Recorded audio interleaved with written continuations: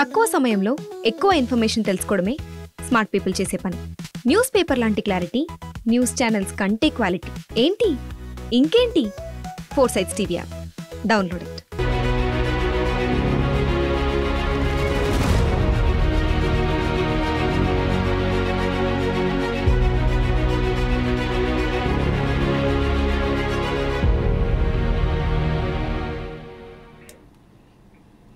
Welcome to four sides TV.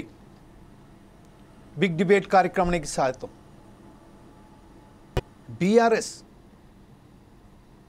BRS party బీజేపీలో విలీనం కాబోతుందా? పదే పదే ఆంధ్రప్రదేశ్ తెలంగాణకు సంబంధించిన చీఫ్ మినిస్టర్ రేవంత్ రెడ్డి మాట్లాడడం అంతర్యం ఏమిటి? అసలు వాస్తవానికి ఎందుకు రేవంత్ రెడ్డి ఇలా మాట్లాడుతున్నారు? ఒక పెద్ద బ్రహ్మాండమైన హోదాలో ఉండి, ఒక రాష్ట్రానికి ముఖ్యమంత్రి అయి ఉండి, బీఆర్ఎస్ బీజేపీలో విలీనమైపోతుంది, రేపో మాపో విలీనమైపోతుంది అని పదే పదే చెప్పడం వరకు అంతర్యం ఏమిటి? సిబిఐ విచారణ చేపట్టడం తప్ప? ఈడీ విచారణ చేపట్టడం తప్ప? కుంభకోణాల విషయంలో మాట్లాడడం తప్ప? కుంభకోణాలను బయటికి తీసుకొచ్చి జాన్లో విచారణ జరుగుతున్న నేపథ్యంలోనే ఈరోజు రేవంత్ రెడ్డి పదే పదే మాట్లాడడం మేరకు అసలు అంతర్యం ఏమిటి? దేని గురించి ఇలా మాట్లాడుతున్నారు?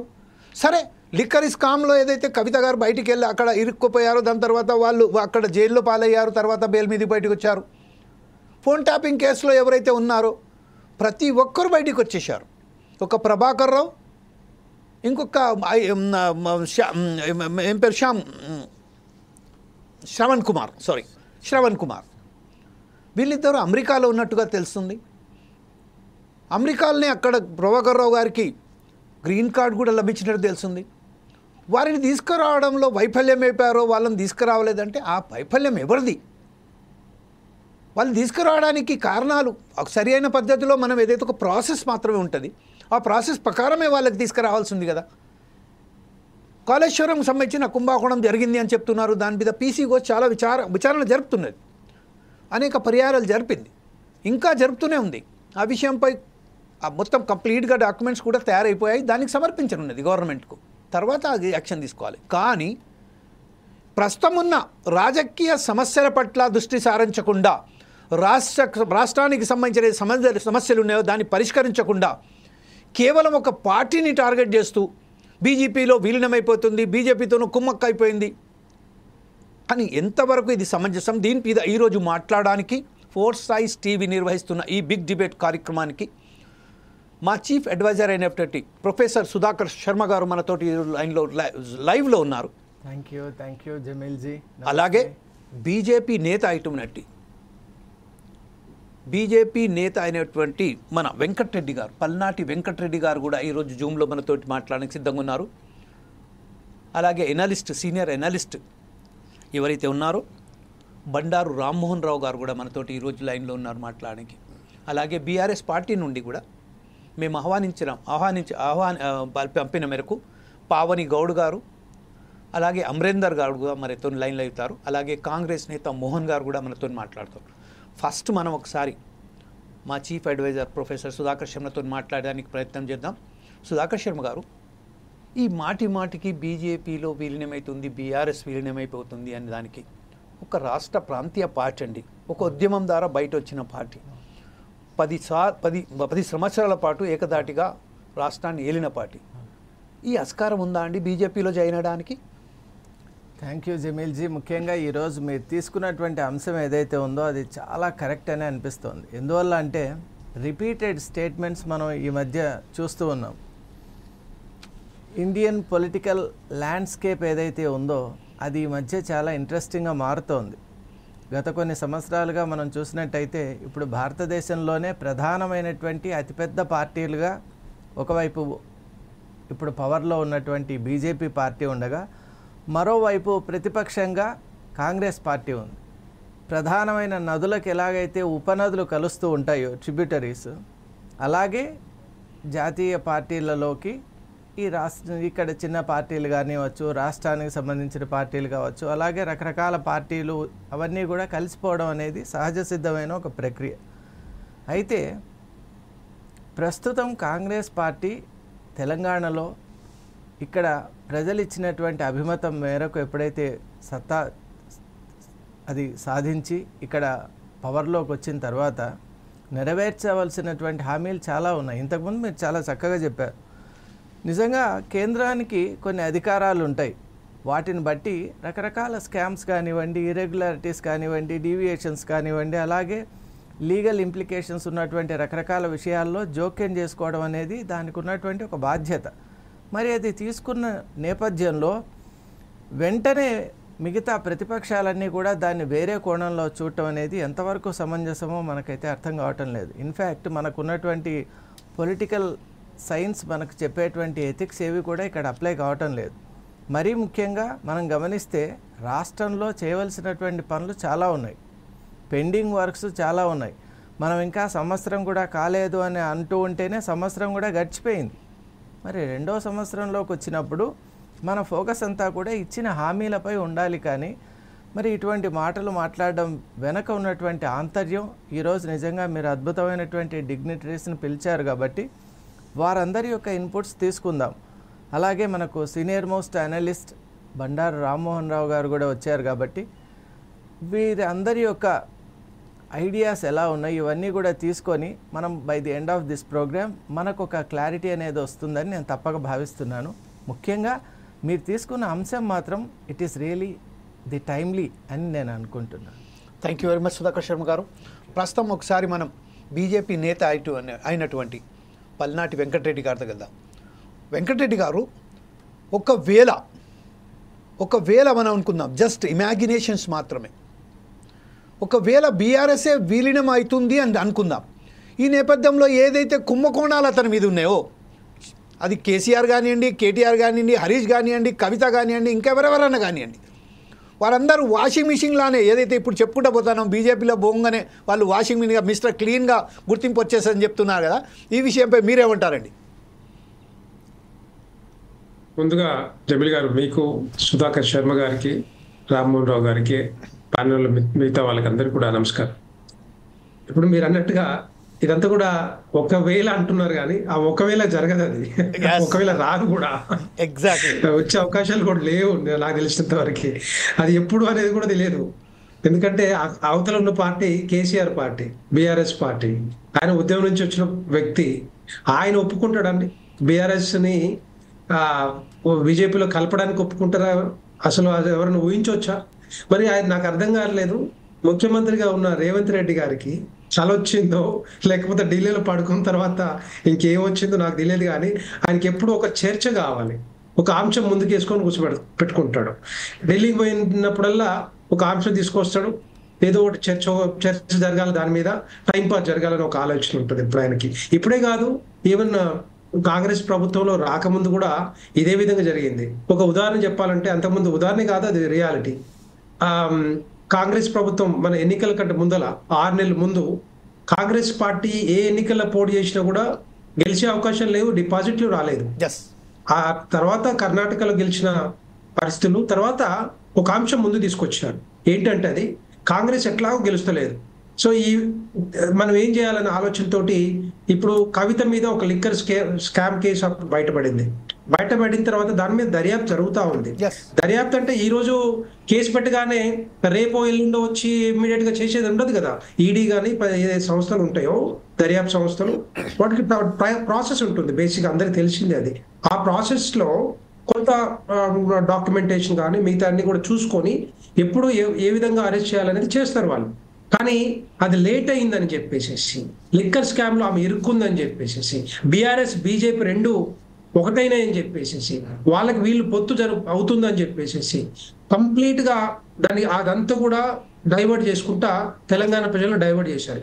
అప్పుడు భారతీయ జనతా పార్టీకి ఆ టైంలో చాలా సర్వే సంస్థలు ఏమేమి నివేదికలు ఇచ్చినాయంటే దగ్గర 30 నుంచి 35 సీట్లు భారతీయ జనతా పార్టీకి వస్తున్నాయి అని చెప్పేసి నివేదికలు వచ్చినా కూడా, సర్వే రిపోర్ట్లు వచ్చినా కూడా దీన్ని కంప్లీట్ గా ఈ బీఆర్ఎస్ మీద ఎట్లాగో వ్యతిరేకత ఉంది. ఎందుకంటే భారతీయ జనతా పార్టీ ఆ టైంలో రాష్ట్ర అధ్యక్షులు బండి సంజయ్ గారి సారథ్యంలో మేము పాదయాత్ర ద్వారా ఇంటింటికి ఊరూరు తిరిగి అవినీతి కుంభకోణాలను బయట పెట్టిన తర్వాతనే బీఆర్ఎస్ మీద వ్యతిరేకత పెరిగింది. ఇది కాంగ్రెస్ పార్టీ చేసిన కృషి కాదు, భారతీయ జనతా పార్టీ చేసింది. భారతీయ జనతా పార్టీ ప్రతి ఒక్కరి దగ్గరికి వెళ్ళి ఏమేం చేసాము మేము ఇక్కడ, ఏమేమి అవినీతి కుంభకోణాలు బయట పెట్టాము, అవన్నీ కూడా బీఆర్ఎస్ మీద కేసీఆర్ గారి మీద పూర్తి వ్యతిరేకత వచ్చింది. దీన్ని టైం చూసుకొని ఈ లిక్కర్ స్కామ్ అని తీసుకొచ్చేసి ముందలు పెట్టి దాన్ని మొత్తం తెలంగాణ రాష్ట్ర ప్రజలందరినీ కూడా డైవర్ట్ చేసిన పరిస్థితి మనం చూసాము. దాన్ని కొంతమంది నిజంగానే అనుకున్నారు, నిజంగానే బీఆర్ఎస్ బీజేపీ ఒకటే అవుతుంది అన్నట్టు ఆలోచనతోటి బీజేపీకి ఓట్లు వేయలేదు. అటు కాంగ్రెస్ పార్టీ అట్లా అది చూసుకొని తర్వాత 6 గ్యారెంటీల హామీలు కానీ 6 గ్యారెంటీలు కానీ 66 హామీలు కానీ 400 హామీలు కానీ ఇవన్నీ కూడా తీసుకొచ్చి తెలంగాణ ప్రజల్ని నట్టేట ముంచుతా ఉన్నారు. ఇప్పుడు కరెక్ట్ గా క్లియర్ గా తెలంగాణ ప్రజలకు అర్థమవుతా ఉంది. సో అప్పటి నుంచి ఇప్పటి వరకు కూడా ఆయన చెప్పే ప్రతి మాట ఎక్కడన్నా రియాలిటీలో సార్థకం అవుతుందా?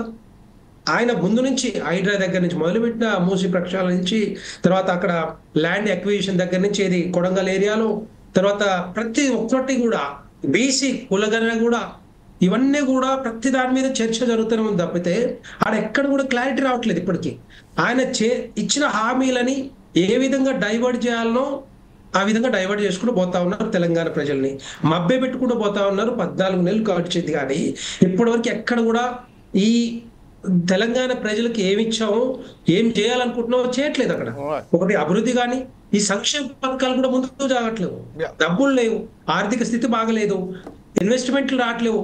ఏదో రకరకాలు చెప్తున్నారు కానీ ఆ రియాలిటీలో జరుగుతున్నాయా లేదా అనేది ఒక శ్వేతపత్రం కూడా రిలీజ్ చేయట్లేదు.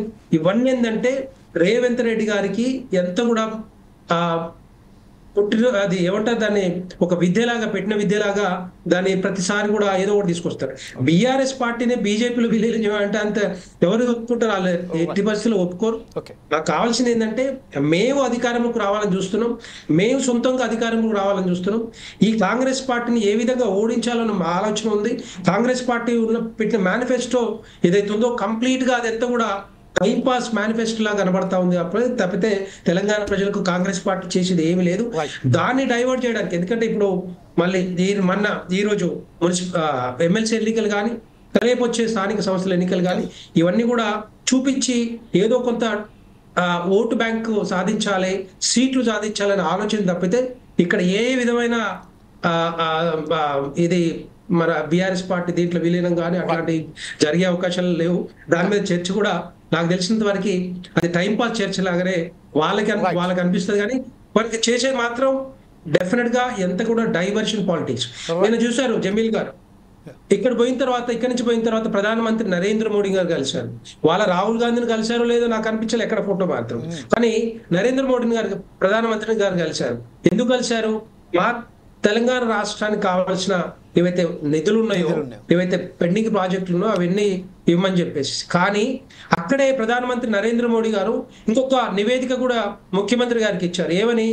మీ రాష్ట్రంలో చాలా వరకు పెండింగ్ లో ప్రాజెక్టులు ఉన్నాయి, ఆ ప్రాజెక్ట్ కావాల్సిన అవన్నీ కూడా ఇప్పటికి కూడా మీరు దాన్ని క్లియర్ చేయలేదు.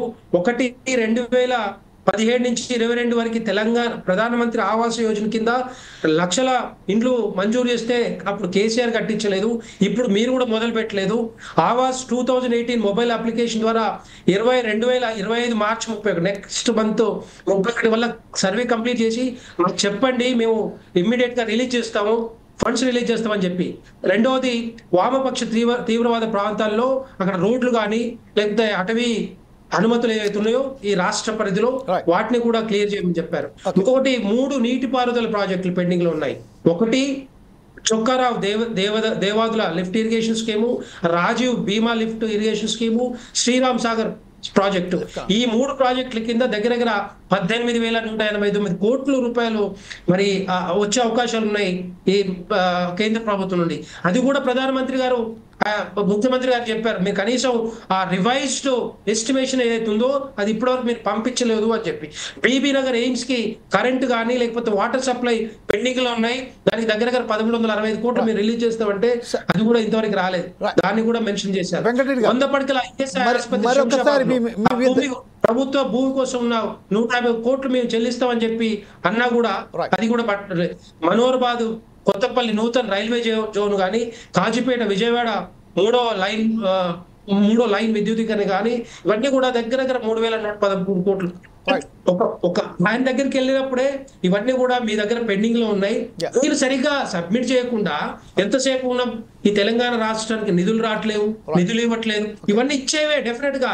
అందుకే వాళ్ళు ఉల్టా మళ్ళీ ప్రధానమంత్రి నరేంద్ర మోడీ గారు ముఖ్యమంత్రి గారికి ఇచ్చారు నివేదిక, ఇవన్నీ కంప్లీట్ చేయండి. వెంకటరెడ్డి గారు, ఇప్పుడు ప్రస్తుతం అయితే మనం రామ్మోహన్ గారి దగ్గరికి వెళ్తాం. రామ్మోహన్ గారు, ఒక దశలో టోటల్గా తూడ్చిపెట్టిపోయినట్టు తెలంగాణ రాష్ట్రంలో, ఆంధ్ర రాష్ట్రంలో కాంగ్రెస్ మొత్తం తూడ్చిపెట్టినట్టుగా ఉన్న సమయంలోనే ఒక డైనామిక్ నాయకునిగా ఎదిగి వేరే పార్టీ నుండి కాంగ్రెస్లోకి వచ్చి దానికి సంబంధించింది దాని ప్రాణం పోసిన ఈరోజు రేవంత్ రెడ్డి ఇలా మాట్లాడడం ఎంతవరకు సమంజసం?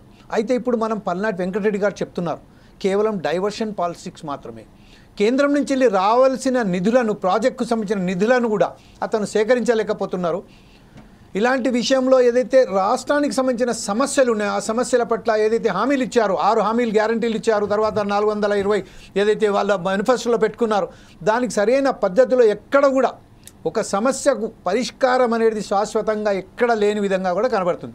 కానీ ఈ పాలిటిక్స్లో మాత్రం చేరికలు జరగవచ్చు. ఒక నాయకుడు, ఒక కాంగ్రెస్ పార్టీకి సంబంధించిన ఒక ఎవరైతే ఎమ్మెల్యే ఉన్నారో, ఎమ్మెల్సీ ఉన్నారో వాళ్ళు వేరే పార్టీలలో జాయిన్ కావచ్చు. కానీ ఒక పార్టీ విలీనం అంటే ఆ సాధ్యమయ్యే పనేనా? ఈ విషయంపై మీరు ఎలా విశ్లేషిస్తారండి?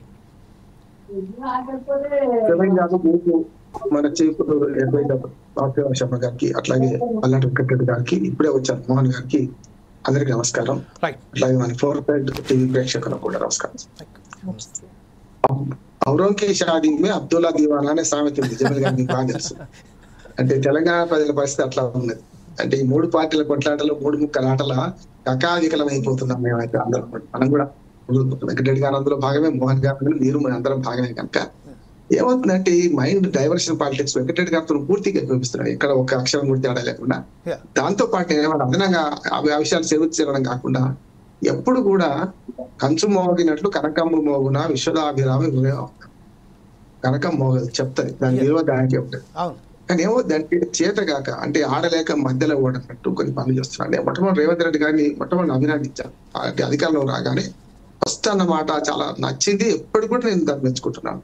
అధికారం ఆయన ముఖ్యమంత్రి అవుతారని కూడా అప్పుడు డిక్లేర్ కాలేదు, అవుతారని అందరం అనుకున్నాం. కానీ పార్టీ డిక్లేర్ చేయాలి కదా, జాతీయ పార్టీ కదా. ఎలక్షన్ రిజల్ట్స్ వస్తున్నాగానే వారి ఇంటి నుంచి ఒక ప్రెస్ మీట్ లో మంచి మాట్లాడారు. ప్రెస్ వాళ్ళతో మాట్లాడుతూ నేను మోడీ గారి సహకారం తీసుకుంటాను, కిషన్ రెడ్డి గారి సహకారం తీసుకుంటాను, కేసీఆర్ గారి పెద్దలు 10 ఏళ్ల అనుభవం ఉంది, ఆయన సహకారం తీసుకుంటాము, ఎందుకంటే ఆయన ముఖ్యమంత్రి అప్పుడు ఆయన. అట్లానే ఓవైసీ గారి దగ్గరికి వెళ్తాము అని అందరి ప్రతిపక్ష నాయకుల్ని అనుకుంటూ అధికార పక్షాన్ని కేంద్ర ప్రభుత్వ సహకారం తీసుకుని చేస్తానని చాలా అభినందించదండి. అన్నట్టుగానే కిషన్ రెడ్డి గారిని కలిశారు, మోడీ గారిని కలిశారు, బాడే బాయ్ అన్నారు. అయిపోయింది. ఏమైందంటే ఆ తర్వాత మొదట్లో ఏవైతే ప్రెజర్ ఉందో, అప్పుడు మొదట్లో ఉన్న కనుక ఏ ప్రెజర్ లేదు కనుక అందరితో బాగానే ఉన్నారు. కేసీఆర్ గారు అడ్డపడితే కూడా హాస్పిటల్ పోయి చూసి వచ్చాం, అక్కడ దాకా బాగా. వాట్ నెక్స్ట్ ఏం చేయాలి? ఒక 20 ఏళ్ల కింద రాజకీయాలు చూడండి. అందుకని మన రేవంత్ రెడ్డి గారి భాషలో చెప్పాలంటే 2020 మ్యాచ్ ఆయన కూడా ఆడుతున్నాడు. ఇప్పుడు గతంలో టెస్ట్ మ్యాచ్లు ఉండేవి, తర్వాత వన్డే మ్యాచ్ అయింది, 5 రోజులు పోయి 1 రోజు పోయి ఇప్పుడు 2020 మ్యాచ్ వచ్చేసింది కదా. ఈ 2020 మ్యాచ్ లో ఏది జరగాల్సింది, వాట్ నెక్స్ట్, ఎన్నికలకు మధ్య ఏం జరగాలన్నా జరగకపోతే బాధంలో. ఎందుకు అన్నా సామెత ఎందుకు వాడినారంటే, అబ్దుల్లా దివాన్ ఎందుకు వాడినా అంటే, మరి జరగాల్సింది ఏంటి అసలు? వీళ్ళు ఎందుకు ఎన్నుకుంటున్నాం మనం? ఎందుకు ఎన్నికయ్యారు వీళ్ళు? ఏ పని కోసం ఎన్నికయ్యారో అది విడిచిపెట్టి రోజు mind game politics, diversion politics చేసుకుంటూ పోతే ఎట్లా ఉంటుంది? 14 నెలలుగా చూస్తున్నాము మన జమీల్ గారు. 14 నెలలు 14 సమస్యలు ముందుకు వచ్చిన నెల తర్వాత మళ్ళీ ఉన్నది. ఇప్పుడు ఏమో విలీనం సమస్య వచ్చింది. నేనేమంటున్నాను, వీళ్ళందరూ కలిసి ప్రజలను మోసం చేయడం. ఏ పార్టీలో విలీనం కాదు. బీజేపీ, మన కాంగ్రెస్, బీఆర్ఎస్. కాకపోతే 2 జాతీయ పార్టీలు కలిసి ప్రాంతీయ పార్టీ ఆగం చేద్దాం అనుకుంటున్నాయి. గతంలో ఇప్పుడు చూసినాం కదా, బీజేపీ జనతా పోయింది, ఆల్మోస్ట్ 5 సార్లు అధికారంలో ఉన్నది. దేశవ్యాప్తంగా అది మాత్రం జరుగుతున్నది. నేను 2 జాతీయ పార్టీలు అంటున్నాను. అయితే కాంగ్రెస్ వర్సెస్ బీజేపీ ఉండాలి, బీజేపీ వర్సెస్ కాంగ్రెస్ ఉండాలి. కాంగ్రెస్ ఓడిపోతుండాలి, బీజేపీ గెలుస్తుండాలి. 14 రాష్ట్రాల్లో బీజేపీ అధికారంలోకి వచ్చింది. ఇంకో 5 రాష్ట్రాల్లో 6 రాష్ట్రాల్లో మొత్తం 7 రాష్ట్రాల్లో మిత్రపక్షాలతో కలిపి ఉన్నాయి. ఇవాళ అధికారంలో ఉంటుంది. కనుక కాంగ్రెస్ ఉంటే మాకు ఆశ అని అనుకుంటుంది బీజేపీ. కాదు మా ప్రాంతీయ పార్టీలు మొత్తం వాళ్ళు మేమిద్దరం పోటీ ఉండాలి, మంచి చెడు ఇవాళ కాకపోతే రేపు అధికారంలోకి వస్తుంది కాంగ్రెస్ పార్టీ అనుకుంది. ఇవాళ వెంకటరెడ్డి గారు ఒక మంచి మాట చెప్పారు. ఏమనంటే ఇప్పుడు ఏదైతే బీజేపీలు ఎట్లా కలుస్తారు వాళ్ళు ఎట్లా కలుస్తారు చెప్పి నిజమే కదా, మరి ఎట్లా కలుస్తారు? ఒక ఉద్యమ పార్టీ 14 ఏళ్ళు ఉద్యమం చేసింది, తర్వాత 10 ఏళ్ళు అధికారంలోకి వచ్చింది, ఈ 11 సంవత్సరాలు నడుస్తున్నది, 25 ఏళ్ళు నిండి 25 సంవత్సరాలు నిండింది ఆ పార్టీ వచ్చి. ఎట్లా అసలు ఊహించడానికి కూడా లేదు కదా. కేవలం అంటే ఏంటంటే ఎప్పుడు అధికార పక్షంలో ఉన్నవాడు డిఫెన్స్ ఆడాలి, కానీ రేవంత్ రెడ్డి గారు అఫెన్స్ లో పోతున్నారు. దానికి కారణం ఏంటంటే 14 నెలలుగా 14 గ్యారంటీలు 100 రోజులు హామీ పెట్టి మన గ్యారంటీ 100 రోజులు అమలు చేస్తానని టార్గెట్ పెట్టుకొని ఏవి అమలు కావడం లేదు. అయినా కూడా అరకొరవని దాని గురించి పోతే మళ్ళీ సంక్షేమ పథకాలు గొడవ మొదలు అవుతాడు.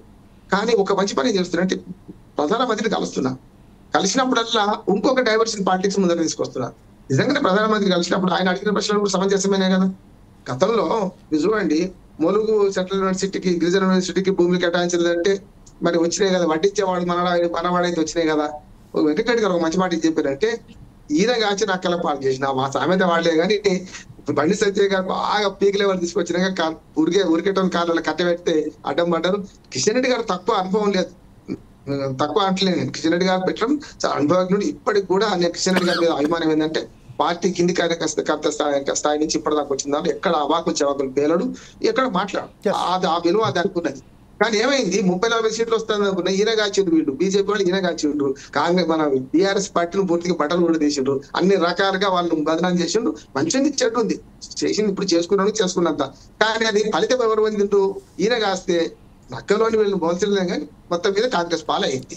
ఆనాడుకున్న ఆల్టర్నేట్ ఎవరు అని అనుకొని గెలిపించారు జమీల్ గారు, ఏది కాంగ్రెస్ పార్టీ. గెలిచిన తర్వాత ఏం చేయాలి విడిచిపెట్టి మీరిద్దరు ఒకటే వాళ్ళు అంటారు, మీరిద్దరు ఒకటే వీళ్ళు అంటారు. అసలు ఏమంటారు అంటే ప్రజల దూరం వాళ్ళు ముగ్గురు ఒకటే అని నేను అంటున్నా. వాళ్ళు ముగ్గురు ఒకటే. ఎవరైనా చెప్పారంటే కాంగ్రెస్ బీజేపీ ఒకటే అనేమో బీఆర్ఎస్ అంటది, బీఆర్ఎస్ బీజేపీ ఒకటే కాంగ్రెస్ అంటది, కాంగ్రెస్ బీఆర్ఎస్ ఒకటే బీజేపీ అంటది. ముగ్గురు అంటున్నారు కదా, 3 ముక్కలు ఆడుతున్నారు కదా. కావాల్సింది ఏదో ఆలోచన చేయకుండా నేను ఒక మాట చెప్తున్నాను, తమిళనాడు రాజకీయాలు చేద్దాం మనం అంటున్నాను. తమిళనాడులో మిత్రపక్షం అయింటూ కూడా ఎన్ఆర్డీఎంకే హిందీ భాష గురించి ఒక మాట వస్తే మళ్ళీ డిఎంకే కలిసి మేము వ్యతిరేకిస్తామంటుంది. అది కరెక్టా కాదా తర్వాత ఒక అంశం చెప్తున్నాను. అంశం పట్ల తమిళనాడు రాజకీయాలు ఎట్లా ఉంటున్నాయి, మనం ఎందుకు అట్లా లేము? తెలంగాణ అభివృద్ధి కోసం ఏదైనా చేస్తామని ఎందుకు లేము? తెలంగాణ రావడానికి అన్నాడు కేసీఆర్ గారు, అన్నాడు కదా, బొంత పువ్వునైనా పట్టుకుంటా కుష్టి రోగినైనా ముద్దించుకుంటా అన్నాడు సూచన. అట్లా ఎందుకు రావడం లేదు అంటు. కేంద్రంలో బీజేపీ అధికారం ఉంది, రాష్ట్రంలో కాంగ్రెస్ అధికారం ఉంది. వీళ్ళిద్దరి మధ్యన సైవిధ్యం ఉండి అభివృద్ధి కోసం పార్టీలు వేరు కావచ్చు, ప్రాంతం మన ఏమంటారు దాన్ని ప్రభుత్వాలు అయితే శాశ్వతం కదా, అక్కడ ప్రభుత్వం ఇక్కడ ప్రభుత్వం ఉంది, మీరు చేస్తే బాగుంటది. గతంలో ఒక్క మాట చెప్పిస్తాను, గతంలో కేసీఆర్ గారు 2 విషయాలను బాగా అశ్రద్ధ చేశారు. ఒకటి, ప్రధానమంత్రి వచ్చినప్పుడు కూడా ఆయన దానికి మర్యాద ఇవ్వలేదు, కుర్చీ ఖాళీ పెట్టిన కుర్చీ ఖాళీ అయింది. ఇప్పుడు అధికారంగా వచ్చినాం, మామూలుగా పార్టీ పరంగా వస్తే ఎవరు గర్వకారం అవసరం లేదు, అయినా సరే పార్టీ పరంగా వచ్చిన ప్రధానమంత్రి మన రాష్ట్రానికి వస్తే పోవాలి, అది ప్రోటోకాల్ పోయింది. తర్వాత అధికార పార్టీగా ఉన్నప్పుడు అధికార కార్యక్రమాల్లో కూడా ఆయన పాల్గొనలేదు. ఏమైంది, ఉత్తర ట్రిబుల్ ఆర్ ఉందా ఉత్తర భాగము ఎప్పుడు 8 ఏళ్ల కింద మంజూరైంది, నెంబర్ ఇచ్చారు దానికి 165 అని జాతీయ మన రోడ్డు హోదా కూడా ఇచ్చారు. ఎందుకు ముందర వాళ్ళు ఎత్తారు అంటున్నారు. మిషన్ భాగీరథ, మిషన్ కాకతీయ, కాళేశ్వరం అవినీతి ఉన్నా సరే అవి మంచి అంటున్నారు పథకాలు. కానీ ఎప్పుడైతే ఉత్తర భాగం ట్రిబుల్ ఆర్ ఉందో దాన్ని కేసీఆర్ గారు అశ్రద్ధ చేస్తే, రేవంత్ రెడ్డి గారు వచ్చినప్పుడు ఏం చేసిండ్రు, దక్షిణ భాగం ఈయన అశ్రద్ధ చేస్తుండ్రు. అన్ని 15 ఏళ్ళుగా ఏంది దక్షిణ భాగం మేమే చేసుకుంటా అన్నారు మొదలు, తర్వాత మీరు చేయండి అంటున్నారు. ఇప్పుడు మొదలు ఏమన్నారు, మీరు ఉత్తర భాగం మీరు చేసుకోండి, దక్షిణ భాగం మీరు రాష్ట్రం చూస్తాను, మెట్రో మేమే కట్టుకుంటామన్నారు. మెట్రో మళ్ళీ ఇప్పుడు మనం అడుగుతున్నాం పోయి. అంటే ఈ అంబిగ్విటీ ఎందుకు అంటున్నారు? అభివృద్ధి పథకాల్లో కేంద్ర ప్రభుత్వం పాత్ర, ఈ ట్రిబుల్ ఆర్ గానీ లేకపోతే కొంచెం మెట్రో గానీ కేంద్ర ప్రభుత్వం చేస్తే మనం సంతోషం, మనకు కొంత భారం తగ్గించుకుంటాం అంటారు. కానీ మనమే భారం పెట్టుకున్నాం మనమే అని. ఇప్పుడు మన భారం 100 సార్లు మీరు చేయండి అంటే సగం సగం చేసినట్టు కదా, అట్లా కాదు. కేంద్ర ప్రభుత్వం చేయాల్సిన బాధ్యతలు కేంద్ర ప్రభుత్వం అప్పచెప్తాం. ఇల్లు కూడా జమీల్ గారు అప్పుడు కేసీఆర్ ఉన్నప్పుడు చాలా ఇల్లు మంజూరు చేస్తే ఆంధ్రకి ఎక్కువ ఇచ్చారు, మనకు తక్కువ ఇచ్చారు వదిలిపెట్టాం కదా. మరి కట్టిన ఇల్లు మంజూరైన ఇల్లు కట్టాలి కదా. అందుకనే ఇప్పుడు ఏమైందంటే మా ఇంటికి వచ్చారు, మీరు అడిగారు కదా, మేము కూడా అడుగుతున్నామని మోడీ గారు అడిగారు, కిషన్ రెడ్డి గారు, బండి సంజయ్ గారు. సన్యాసుల మఠం కాదు కదా, వాళ్ళు తయారు చేశారు. మిమ్మల్ని ఆయన అడుగుతాడు ఈ మాట అడగంటే. ఇప్పటికైనా సరే అయిన వారి కాకుల్లో కాని వారి కంచాల్లో మాత్రం నడుస్తున్నది. ఇది కాకుండా ఉండాలి. ఇప్పుడు రేవంత్ రెడ్డి గారు పోయిన పనులు సాకారం కావాలంటే మోడీ గారు అడిగినవి కూడా ఇక్కడ రాష్ట్రంలో పూర్తి చేయాలి. రాష్ట్ర ప్రభుత్వ ఆధీనంలో భూములు ఉంటాయి, నీళ్లు ఉంటాయి, నిప్పులు ఉంటాయి, అన్ని ఉంటాయి. మనం పౌరిక వసతులు అప్పచెప్పాలి, వాళ్ళు చేయకపోతే గట్టిగా నిలదీద్దాం అంటున్నారు. తెలంగాణ రాష్ట్ర ప్రయోజనాల కోసం అన్ని పార్టీలు ఏకంగా అండి ఈ మైండ్ గేమ్ రాజకీయాలు ఒక్క 3 ఏళ్ళు మానుకోండి అని నేను. Okay, thank you very much Rammohan గారు. ఇప్పుడు ప్రస్తుతం మోహన్ గారి దగ్గరికి వెళ్దాం. కాంగ్రెస్ నాయకుడు అయినట్టు మోహన్ గారు, ప్రస్తుతం ఏదైతే ఒక విషయం చాలా వాయిస్ వస్తుంది ఏంటంటే బీఆర్ఎస్ బీజేపీలో విలీనం అయిపోతుందని కాంగ్రెస్ చెప్తున్నది. విషయం ఏంటంటే ప్రస్తుతం ఏదైతే ఉన్నదో ఫోన్ ట్యాపింగ్ కేసులలో ఎవరైతే నిందితులుగా పేర్కొనబడ్డారో వాళ్ళందరూ బెయిల్ మీద వచ్చేసారు. ప్రభాకర్ రావు అండ్ అనే పేరు శ్రవణ్ కుమార్ ఏదైతే అమెరికాలో ఉన్నట్టుగా తెలుస్తుంది. వాళ్ళు అక్కడ ఒక గ్రీన్ కార్డు వచ్చేసారు. అక్కడేమో ఆయన అమ్నెస్టీ దానికి సంబంధించిన ఆయన దానికి తాను శరణార్థుగా పేర్కొంటూ ఆయన ఒక దాఖలు చేసినట్టు కూడా మనకు తెలుస్తుంది. ఈ నేపథ్యంలోనే ఒక బ్రహ్మాండమైన లీడర్గా ఎదిగిన రేవంత్ రెడ్డి ఈరోజు ఇలా వ్యాఖ్యం చేయడం పట్ల కాంగ్రెస్లో కూడా ఒక అసంతృప్తి కనబడుతుంది. ఎందుకు ఇలా వాడుతున్నారు? బీఆర్ఎస్కు సంబంధించిన సహాయ సహకారాలు తీసుకొని ఆయన మీద ఎప్పుడైతే కేసెస్ ఉన్నాయి సరే దానికి సంబంధించిన సిబిఐ విచారణ జరుగుతుంది, స్టేట్ విచారణ జరుగుతుంది, ఫోన్ టాపిక్స్ కానీ కాళేశ్వరం కానీ అన్నీ. ఈ విషయంలో రేవంత్ రెడ్డి ఇలా మాట్లాడడం పట్ల మీ వైఖరి ఏంటి? మీరేమంటారు as a Congress leader? Sir నమస్కారం. అండి. Yes sir, please go ahead. మీకు 4 సైడ్ ఛానల్ యాజమాన్యానికి మరియు ఈ యొక్క డిబేట్లో పాల్గొన్నటువంటి మిత్రులందరికీ కూడా నాకు నమస్కారాలు. ఇప్పుడు సోదరులు మాట్లాడుతున్నట్టుగా వాస్తవానికి అక్కడ జరుగుతున్నటువంటి వాస్తవాలు వేరండి. అదేంటంటే మనది ఎండ్రికిచ్చల కథ మీకు అందరికి తెలంగాణ ప్రాంతంలో తెలిసిన అంశమే. ఒక ఎండ్రికిచ్చ ఎక్కుతుంటే ఇంకోటి కిందికి పెట్టి లాగుతూ ఉంటుంది, అది ఎక్కనియదు పైకి. ఓకే, అట్లాగే కాంగ్రెస్ పార్టీలో జరుగుతున్నటువంటి ఈ విషయాలన్నీ కూడా ఇప్పుడు ప్రభుత్వంలో వచ్చి రేవంత్ రెడ్డి గారు కష్టకాలంలో ప్రభుత్వానికి రావడం జరిగింది. అది మీ అందరికీ తెలుసు. మనం ప్యానల్లో ఉన్నటువంటి అన్ని పార్టీ సోదరులకు అట్లాగే మేధావులైనటువంటి విశ్లేషకులకు కూడా తెలిసిన అంశమే. ఇప్పుడున్న పరిస్థితి దయనీయంగా ఉంది. ఆర్థికంగా మన తెలంగాణ రాష్ట్రం అసలు ఏంటంటే చెప్పుకోలేని పరిస్థితిలో ఉంది. అయినప్పటికీ పదే అంటున్నామని కాదు, కానీ అయినప్పటికీ ప్రభుత్వాన్ని రన్ చేస్తూ మొదటి తారీఖే ప్రభుత్వ ఉద్యోగాలకు జీతాలు ఇస్తూ, అదే మాదిరిగా సంక్షేమాలు ఇస్తూ, అదే మాదిరిగా మేము ఏదైతే ఎన్నికల ముందు మేనిఫెస్టోలో పెట్టినామో, ఏదైతే ప్రజలకు హామీ ఇచ్చామో అవన్నీ వన్ బై వన్ నెరవేరుస్తూ వస్తూ ఉన్న ప్రక్రియలో ఈ నెల 2 నెలల సంవత్సరం 2 నెలల కాలంలో, డిసెంబర్ తర్వాత 2 నెలలు అంటే ఒక 14 నెలల కాలంలో ఇంత గణనీయమైన మార్పు కనబడుతుంది. కానీ నా యొక్క బాధ ఏంటంటే మిత్రమా, 10 సంవత్సరాలు పరిపాలించినటువంటి భారతీయ రాష్ట్ర సమితి పార్టీ ఎక్కడేసిన గొంగడి అక్కడే తెలంగాణ రాష్ట్రంలో ఉన్నప్పటికీ ఏ అంశాల్లో కూడా విద్య ఉపాధి వైద్యం ఏ అంశాల్లో కూడా ఎక్కడ కూడా ఒక్క ఆవగింజంత అభివృద్ధి చెందలేనటువంటి రాష్ట్రంగా 10 సంవత్సరాలు నిలబడిపోయింది. కానీ ఈ గడిచిన 10 సంవత్సరాల కాలంలో మీకు గణనీయమైన మార్పులు కనపడతాయి మిత్రమా. నేను 2-3 ఎగ్జాంపుల్ ఇస్తాను, అన్ని ఇవ్వను ఎందుకంటే సమయం తక్కువ ఉంటుంది కాబట్టి చెప్తున్నా మిత్రమా. మీరు ఒకసారి ఆలోచించండి. మనం తెలంగాణ రాష్ట్రము ప్రాణాలు అమరవీరులై ప్రాణాలు ఏమంటే కోల్పోయి తెచ్చుకున్నటువంటి తెలంగాణ, కొట్లాడి తెచ్చుకున్న తెలంగాణ కేవలం ఉద్యోగాలు కల్పన విషయంలో నిధులు నియామకాలు అన్న 3 అంశాల మీద తీసుకొచ్చుకున్నాం. కానీ అధికారంలో చేపట్టిన వెంటనే భారతీయ రాష్ట్ర సమితి ఆ 3టిని పక్కన పెట్టి కేవలం కల్వకుట్ల కుటుంబం కడుపు నింపుకునే ప్రక్రియ మొదలుపెట్టి 10 సంవత్సరాలు వాళ్ళు కడుపు నింపుకున్నారు. అది ప్రజలకు తెలుసు. మొన్న జరిగినటువంటి అసెంబ్లీ ఎన్నికల్లో ప్రజలు తీర్పిచ్చడం జరిగింది. గుడ్. నేను ఎందుకు ఇవన్నీ మళ్ళీ చెప్తున్నానంటే ఈ సంవత్సరం అంటే 14 నెలల కాలంలోనే దాదాపు 55,000 ఉద్యోగాలు ఇవ్వడం అది సత్యమా నిజమా కాదా అనేది సమాజం గ్రహిస్తుంది. సమాజం తెలుసు. అది ఓపెన్ బుక్ పబ్లిక్ డెమోలో ఉంది. అది ఒకటి. రెండవది ఉద్యమకాలం గౌరవించుకోవడం. మూడవది పిల్లల విద్య పట్ల వాళ్ళకి మంచి విద్య కల్పించాలని అన్ని విధాలుగా వాళ్ళకి ఇచ్చిన ఫీడింగ్లో కానీ వాళ్ళ వ్యాట్ కానీ లేకపోతే వాళ్ళకు ఉన్నటువంటి మెస్ ఛార్జీలు పెంచడం కానీ డైట్ ఛార్జీలు పెంచడం కానీ ఈ రకంగా పిల్లల విషయంలో కానీ అదే రకంగా సంక్షేమాలు ఏం అందట్లేదు అని సోదరులు మాట్లాడుతున్నప్పుడు కొద్ది బాధ అనిపిస్తుంది. వాస్తవానికి క్షేత్రస్థాయిలో వెళ్ళి చూడండి మీరు. ఈ రోజు ప్రతి 200 యూనిట్లు పేదవాడి ఇంట్లో ఉచిత కరెంట్ ఉందండి. ఈ రోజు ప్రతి తెలంగాణ ప్రతి మహిళ ఇక్కడ ఉత్తరాంధ్ర మొదలుకొని ఉత్తర తెలంగాణ పెట్టుకొని దక్షిణ తెలంగాణ వరకు ఎక్కడైనా గుడులు, గోపురాలు, అత్తగారింటి, తల్లిగారింటికి, హాస్పిటల్కి, విద్యము, వైద్యము, ఆరోగ్యము, వ్యాపారము, చదువుకో, దేనికైనా ఉచితంగా మహిళా సోదరులు వెళ్ళడం జరుగుతుందండి. అట్లాగే 1200 ఉన్న గ్యాస్ కేవలం 500 రూపాయలకి గ్యాస్ సబ్సిడీ ఇవ్వడం జరుగుతుంది. అంటే దాదాపు 700 రూపాయలు ప్రతి ఇంటికి నెలకు సేఫ్ అవుతుందండి. ఇట్లా చెప్పుకుంటూ పోతే కరెంట్ కానీ, బస్సు కానీ, ఆరోగ్యశ్రీ అండి 5 లక్షలు ఉన్నది 10 లక్షల వరకు చేసినారండి. 10 సంవత్సరాల కాలంలో చేయలేనటువంటి గొప్ప మార్పు. 10 లక్షలు అంటే ఒక ఉన్నత స్థాయిగా బ్రతుకున్నటువంటి కార్పొరేట్ హాస్పిటల్ ఏ విధంగా పేదవాడికి ట్రీట్మెంట్ అందాలో, పేదవాడికి ఏ విధంగా చిన్న ఇన్ని రోజులు బాధపడ్డారో ఉన్నవాడికి ఏ విధంగా ట్రీట్మెంట్ అందుతుందో అదే స్థాయిలో అందాలని 10 లక్షల ఆరోగ్యశ్రీ స్కీమ్ పెట్టి. ఒక్క నిమిషం సార్, నేను అక్కడికి వస్తాను, మీ పాయింట్కి వస్తాను.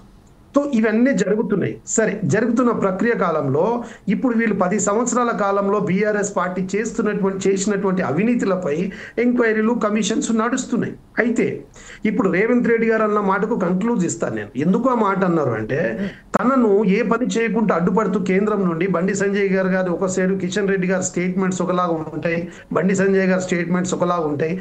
ఎందుకు ఈ మాట చెప్తున్నానంటే మిత్రమా, ఇప్పుడు ఎమ్మెల్సీ ఎన్నికలు ఈరోజు జరిగినాయి, అది మీ అందరికి తెలిసిన విషయమే. జరుగుతున్నాయి కూడా, 5 నెలలకు ఎలక్షన్స్ ఉన్నాయి. మరి వాళ్ళు ప్రాతినిధ్యం వహిస్తున్నటువంటి కేసీఆర్ కుటుంబం ప్రాతినిధ్యం వహిస్తున్నటువంటి జిల్లా, మెదక్ జిల్లా, సిద్దిపేట, నిజామాబాద్, ఇవన్నీ కూడా వాళ్ళు ఇప్పుడు ప్రెసిడెంట్ ఎమ్మెల్యేలు కూడా ఉన్నారు.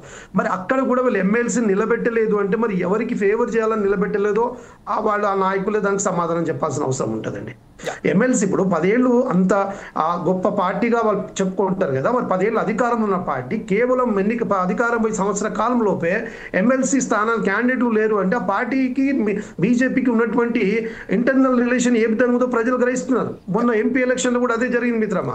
ఎంపీ ఎలక్షన్ లో కూడా మొన్న 8 ఎంపీలు బీజేపీకి గెలవడం కారణం ప్రధానంగా భారతీయ రాష్ట్ర సమితి ఓట్ బ్యాంక్ టర్న్ అయింది. అది ఓపెన్ గా నేను కూడా క్షేత్రస్థాయిలో పనిచేసినాను. అక్కడ ఉన్న ఓటర్స్ ఓపెన్ గా మాట్లాడుతున్నారు, బీజేపీకి ఓటేయండి అని. కండువానేమో టీఆర్ఎస్ ఉంటుంది. నేనన్నా మీరెందుకు రా బాబు, మీ పార్టీకి ఏమనొచ్చు కదా, మరి వాళ్ళ పార్టీకి ఎందుకు అంటే అంటే వాళ్ళు ఇప్పుడు క్షేత్రంలో పోలింగ్ ఏజెంట్స్ దగ్గర, బయట మన బూత్ల దగ్గర కూర్చున్నప్పుడు కొద్దిగా ఫ్రెండ్లీ నేచర్ ఉంటుంది. వాళ్ళని అడిగినా నేను, వాళ్ళు ఓపెన్ గా చెప్తున్నారు ఏదైనా బీజేపీ ఈటల రాజేంద్ర కేపిస్తున్నారు వాడు అంటే. ఒక ఉదాహరణ ఇస్తున్నా, ఎంపీ ఎలక్షన్ లో ఇలా జరిగింది. ఇప్పుడు ఎమ్మెల్సీ ఎన్నికల్లో వాళ్ళు నిలబడొచ్చు కదండి. అంటే నిలబడితే ఎక్కడ మళ్ళీ ఓటు క్రాస్ అయ్యి కాంగ్రెస్ కు మైలేజ్ అవుతుందో, ఇది వన్ సైడ్ బీజేపీకే పోవాలి.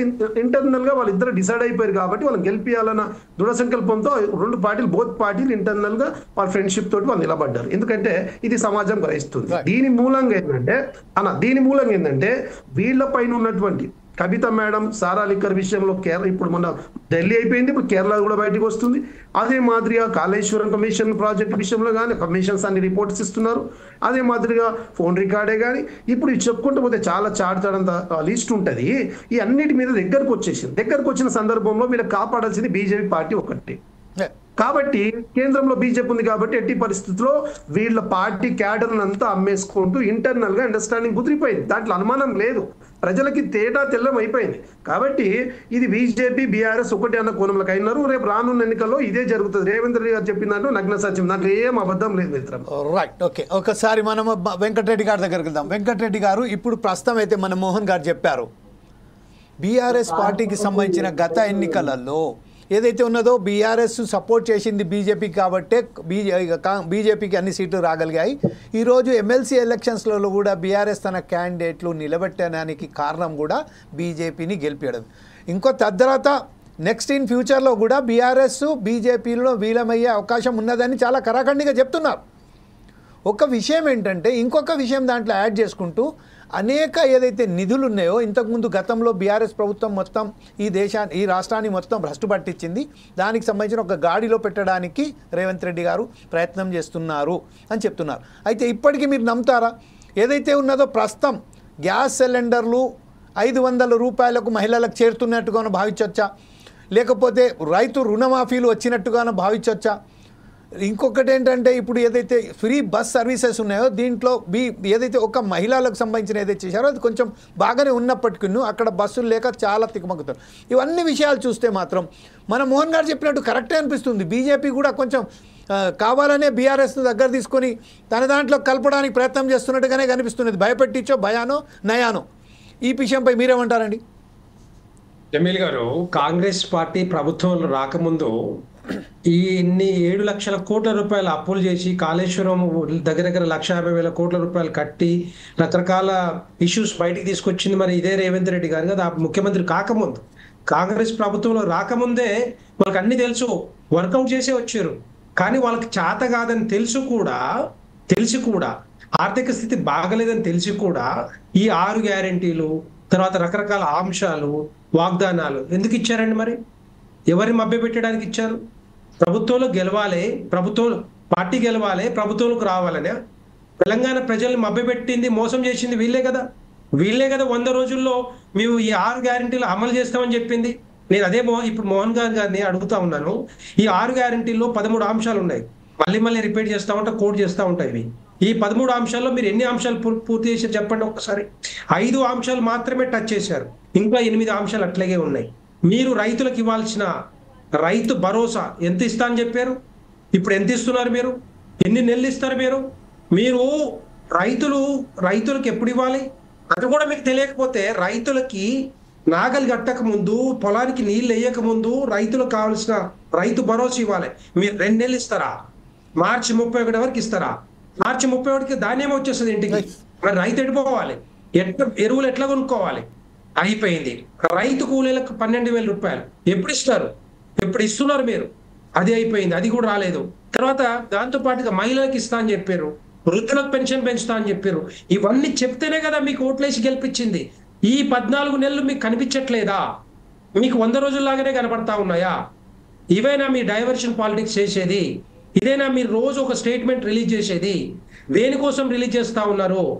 తర్వాత దాంతో పాటుగా విద్యా భరోసా కార్డు కానీ, నిరుద్యోగ భృతి కానీ, వీరందరిని కూడా మోసం చేసింది ఇప్పుడు కాంగ్రెస్ పార్టీ. అంతకుముందు బీఆర్ఎస్ ఇదే విధంగా చేసింది. ఇప్పుడు కాంగ్రెస్ పార్టీ కూడా ఇప్పుడు చెప్తా ఉన్నారు, స్థితి బాగలేకున్నా కూడా, ఆర్థిక స్థితి బాగలేకున్నా కూడా మేము ప్రభుత్వాన్ని నడిపించడానికి ప్రయత్నం చేస్తున్నామంటూ చెప్తున్నారు. ఎస్, మీకు తెలుసు, అది తెలిసే మీరు తెలంగాణ ప్రజల్ని మభ్యపెట్టి మరి ఓటు బ్యాంక్ సాధించుకున్నారు. ఆ టైంలో మీకు కావాల్సిన నంబర్ వచ్చింది, గెలిచారు.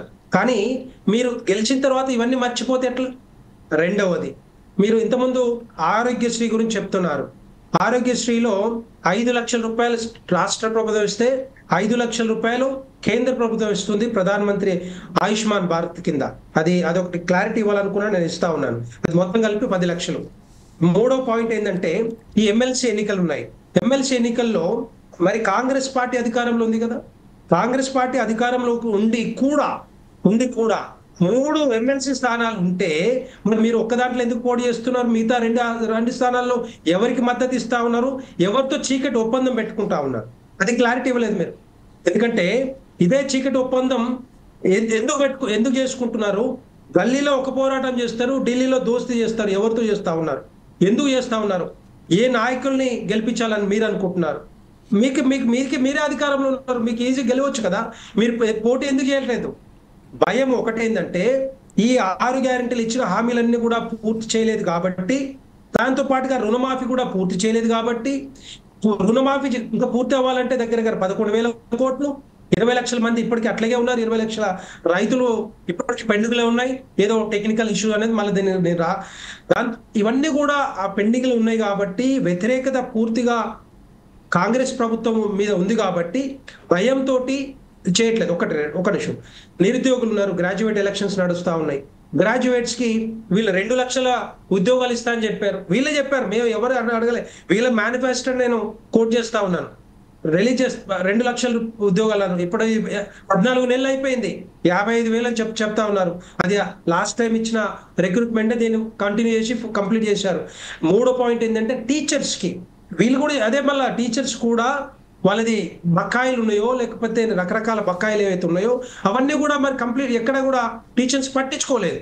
అందుకని ఇప్పుడు ఏంటంటే, టీచర్స్ ఎట్లాగా ఓట్లేయరు, గ్రాడ్యుయేట్స్ ఎట్లాగా ఓట్లేయరు, ఇక పోటీ చేయడం లేదు. అందుకనేసి రెండింటిని దూరంగా పెట్టుకున్నారు. సో నేను అనేది ఏంటంటే, భారతీయ జనతా పార్టీ కంకణం కట్టుకుంది.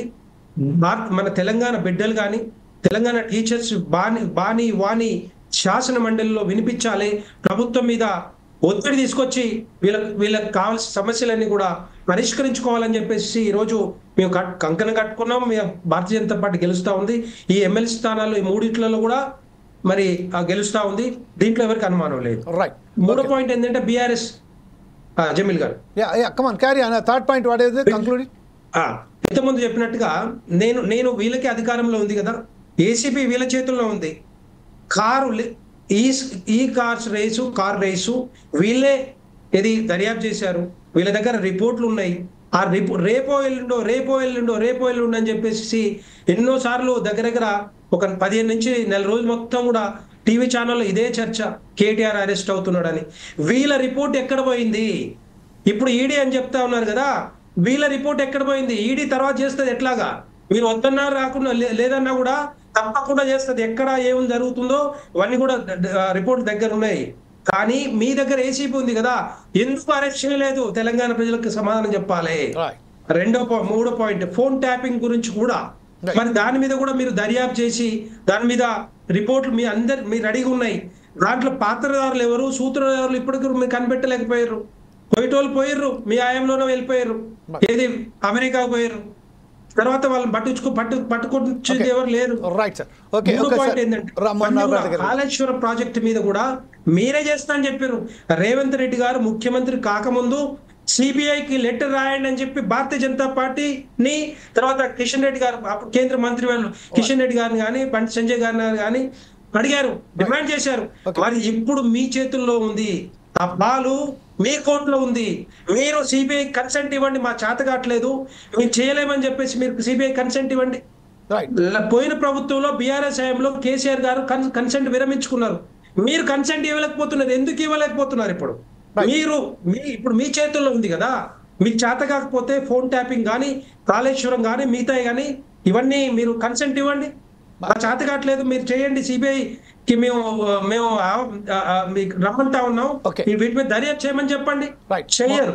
కానీ కిషన్ రెడ్డి గారి మీద, బండి సంజయ్ గారి మీద బురద చల్లడానికి ఏదో అడ్డుపడుతున్నారని చెప్పేసి నేను ఇంతమంది చెప్పాను. ఒక లిస్ట్ ఆఫ్ ఇది ఐటమ్స్ ఏవైతే ఉన్నాయో ఇవన్నీ కూడా మరి ఇక్కడి నుంచి ఏవైతే చేయలేనివి కూడా నేను పూర్తిగా చెప్పాను. ప్రధానమంత్రి నరేంద్ర మోడీ గారి దగ్గర పోయినప్పుడు ఆయననే ఒక నివేదిక ఇచ్చారు, ఇవన్నీ మీరు ఇవ్వండి, డెఫినెట్ గా మీకు రిలీజ్ చేస్తామని చెప్పేసి. అలాంటి ఏం చేయరు. కానీ ఎంతసేపు ఉన్నా కూడా పట్టి కాల్చి మీదేయటం కరెక్ట్ కాదు. డైవర్షన్ పాలిటిక్స్ పోతా ఉన్నారు. అభివృద్ధి కానీ లేకపోతే సంక్షేమ పథకాల మీద ఇన్స్ట్రక్టివ్ గా అన్ని పార్టీల నుంచి తీసుకోండి, ఏం కావాలో అది చేయండి. లేకపోతే ఫండ్స్ కోసం అడగండి. అట్లే ఒక్కసారి వెంకటరెడ్డి గారు, మోహన్ రావు గారు ఇప్పుడు ప్రస్తుతం అయితే వెంకటరెడ్డి గారు చెప్తున్నారు, కేంద్ర ప్రభుత్వం రెడీ ఉన్నప్పటికీ రాష్ట్ర ప్రభుత్వం, కాంగ్రెస్ ప్రభుత్వం పోయి ఎక్కడి దగ్గర వెళ్తలేదని చెప్తున్నారు. ఇంకొక విషయం ఏమన్నారంటే, నియామకాలకు సంబంధించింది 2 లక్షల ఉద్యోగాలు మేము ఖచ్చితంగా ఇస్తామని చెప్పిన కేవలం 55,000 ఉద్యోగాలు మాత్రమే ఇచ్చారు. అది కూడా ఎవరికి ఇచ్చారో ఏదో ఎవరికి తెలియనట్టున్నది. వాళ్ళు డొమైన్లో, పబ్లిక్ డొమైన్లో పెట్టారా అంటే అది కూడా పెట్టలా. కాకపోతే ఏంటంటే ప్రస్తుతం ఇప్పుడు అదే ప్రభుత్వం ఎప్పుడైతే కేంద్రాల దగ్గరికి వెళ్తామో, మోడీ ప్రభుత్వం వచ్చి ప్రతి సంవత్సరం 2 కోట్ల ఉద్యోగాలు కల్పిస్తామని చెప్పారు.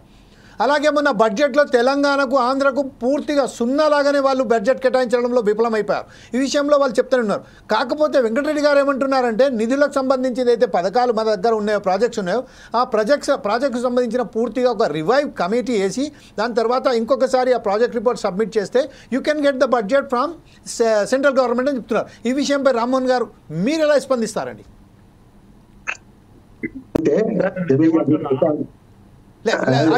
రామ్మోహన్ రావు కనుక కన్ఫ్యూజ్ అవుతుంది. జమల్ గారు నన్ను మాట్లాడమంటారా? రామ్మోహన్ రావు గారు, బండారు రామ్మోహన్ రావు గారు. ఒకరి మీద ఒకరి ఆరోపణలు నేను మొదటి చెప్తున్నాను. మైండ్ గేమ్ రాజకీయాలు, డైవర్షన్ పాలిటిక్స్ అంటే టెలిఫోన్ ట్యాపింగ్, గొర్రెల కుంభకోణము, మళ్ళీ మేడిగడ్డ కుంభబాటు, అట్లా మొదలై సురేఖ గారి వ్యాఖ్యలు, ఇట్లా మొదలై ఓటెన్ కొట్టి హైడ్రా, మూసి అన్ని పోయినాయి. ఇప్పుడు ఏంటంటే ఇప్పుడు 2020 మ్యాచ్ ఆడుతున్నారు. రేవంత్ రెడ్డి గారి మాట కరెక్ట్, కానీ ప్రజలు కూడా 2020 మ్యాచ్ ఆడతారంటున్నాను నేను. ఏ ఎన్నిక ఆ ఎన్నిక ప్రత్యేక, ఎమ్మెల్సీ ఎన్నికలు ఓ రకంగా ఇస్తారు, పంచాయతీలు ఓ రకంగా ఇస్తారు, ఇంకో రకంగా ఇస్తారు. ప్రజలు ఏం తక్కువ తినలే, మీకంటే ఎక్కువనే చదివింది ప్రజలు కూడా. అందుకనే అహంకారాన్ని, అవినీతిని ఓడించి కేసీఆర్ అని ఇంట్లో కూర్చొని పెట్టిండ్రు, మీకు అధికారం కట్టబెట్టిండ్రు. నేను సంవత్సరం దాకా నేను కూడా కాంగ్రెస్ పార్టీ మీద మాట్లాడే, నేను ఏమంటున్నానంటే, మీరే 100 రోజులు హామీ పెట్టుకున్నారు, మీరే దాన్ని డేట్లు పెట్టుకుంటా పోతున్నారు. మీరు అన్నది కరెక్టే. ఇప్పుడు మన కేసీఆర్ హయాంలో ఏమి జరగలేదని తప్పండి. గ్లాసులో సగం నీళ్లు ఉన్నాయి, సగం నీళ్ళు లేవు, రెండు నిజమే. సగం నీళ్లు ఉన్నాయని వాళ్ళు అంటున్నారు, సగం నీళ్ళు లేవని మీరు అంటున్నారు.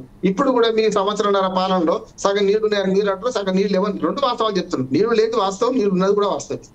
అధికారం ఉన్నప్పుడు ఏ పని చేయలేదంటే తప్పు. అధికారులలో వాళ్ళు చేయాల్సింది వాళ్ళు చేసిండ్రు, అవినీతి అహంకారంతో ఓడిపోయినరు, మీకు అధికారం కట్టబెట్టిండ్రు. మీరు ఇచ్చిన హామీలు 6 గ్యారెంటీలు, 13 హామీలు 420 అరణ్యం, కానీ 13 ఇట్లలో మీరు కేవలం 3 మాత్రం అరకొర చేసిండ్రు. ఒకటి బస్సు ప్రయాణింది, రెండోది 500 రూపాయలు గ్యాస్ సిలిండర్, అవి కూడా సంవత్సరానికి ఎన్ని ఇస్తారో అవి ఇస్తా అంటున్నారు.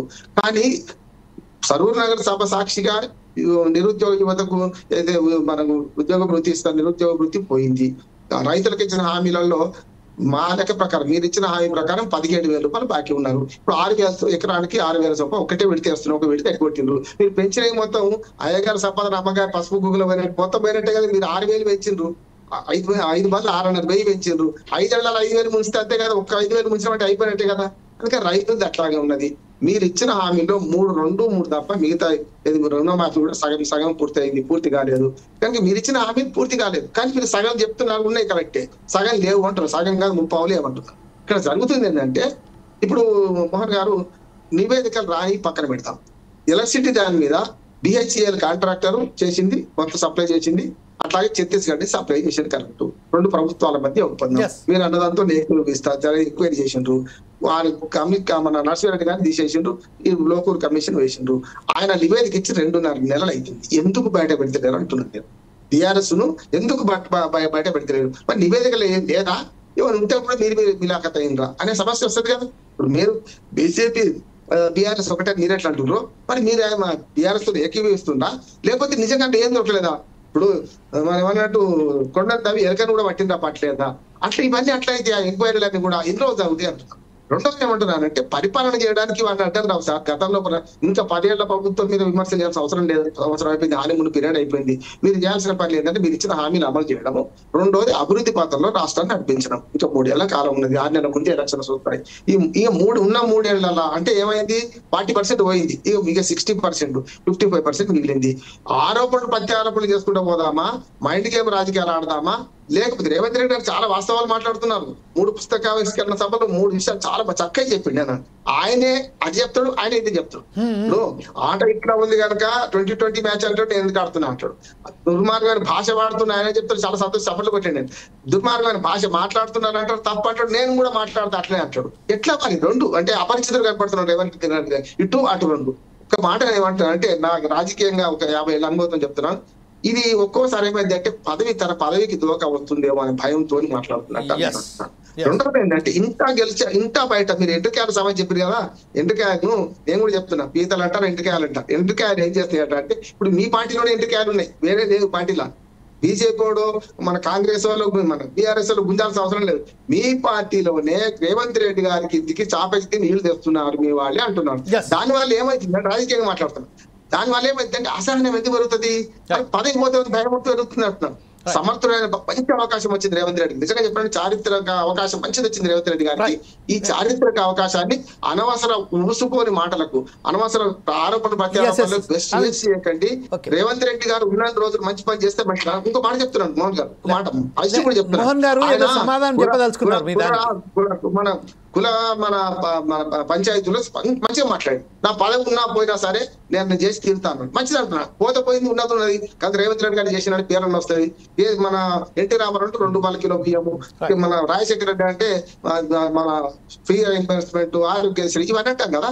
మరి ఈయన కూడా పేరు తెచ్చుకోవాలి. అదంటే ఏమైంది? మిషన్ భగీరథ, మిషన్ కాకతీయ అంటే కేసీఆర్కి ఎట్లా వచ్చిందో పేరు, ఒప్పైనా ఇప్పుడు కూడా ఏమంటున్నా అంటే కుల గణన చేసింది కదా, బీసీలో కొంచెం 40% రిజర్వేషన్ ఉంది, ఎస్సీ రిజర్వేషన్ ఎస్సీ వర్గీకరణ చేయండి. అట్లానే మీ పదవి ఉన్నా పోకున్నా చరిత్ర నిలబడతా అంటున్నాడు కదా రేవంత్ రెడ్డి గారు. ఈ వచ్చిన అవకాశాన్ని నిజంగా చెప్పానంటే యువకుడు, ఒక రకంగా చెప్పాలంటే రాజకీయాల్లో 50 ప్రారంభ వయసు గారికి యువకుడు ముఖ్యమంత్రిగా మంచి పేరు తెచ్చుకోవాలి, మంచి పరిపాలన చేయాలి. 3 ఏళ్ళు ఈ డైవర్షన్ పాలిటిక్స్ మానుకోండి, మంచి పరిపాలన చేసి అందరూ వ్యవసాయం మళ్ళీ మెలకెత్తిస్తారు. Right, okay. మోహన్ గారి దగ్గర కాంగ్రెస్ నాయకులు అయినటువంటి మోహన్ గారి దగ్గరికి వెళ్దాం. మోహన్ గారు మీరు చెప్పదలుచుకున్నారు. ఇప్పుడు ప్రస్తుతం ఏదైతే రామ్మోహన్ గారు ఏదైతే మాట్లాడుతున్నారో, అలాగే వెంకటరెడ్డి గారు ఏదైతే మాట్లాడారో దానికి సంబంధించిన సమాధానం కూడా ఏదానికి మీరు ఫింగర్ రేస్ చేశారు.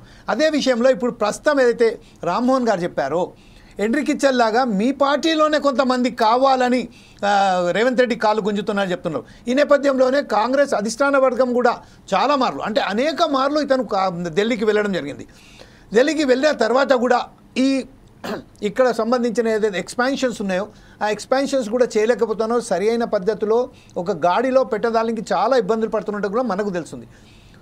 ఇంకొక విషయం ఏంటంటే తెలంగాణ భారత రాష్ట్ర అంటే బీఆర్ఎస్ ఎప్పుడైతే ప్రభుత్వంలో ఉన్నదో కాంగ్రెస్ 10 సంవత్సరాల పాటు మనకు తెలుసు రాష్ట్రం మొత్తం కురుక్కుపోయినట్టుగా తెలిసినప్పటికీ మరి హామీలు ఎందుకు ఇచ్చారండి?